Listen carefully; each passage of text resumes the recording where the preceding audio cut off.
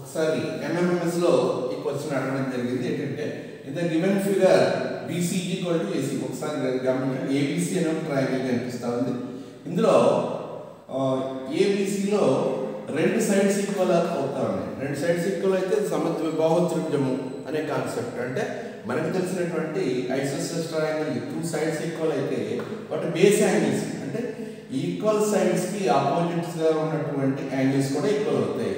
ఇది ఈక్వల్ గా ఉంది ఆపోజిట్ యాంగిల్ ఇది, అలాగే ఈ సైడ్ కి ఈక్వల్ గా ఉంటే ఆపోజిట్ యాంగిల్ ఇది.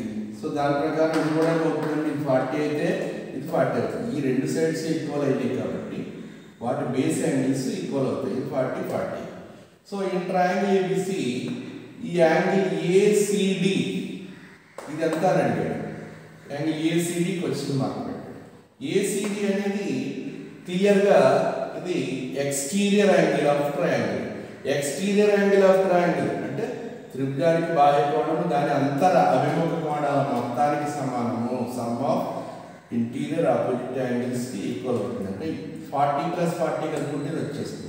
యాంగిల్ ACD అనేది ఈ 40 40 + 40 కలుపుకుంటే మనకి 80 వస్తుంది అనేది. ఇది కూడా పెన్ను పేపర్ అవసరం లేకుండానే మనం కాన్సెప్ట్ ఓరియంటెడ్గా చేయొచ్చు.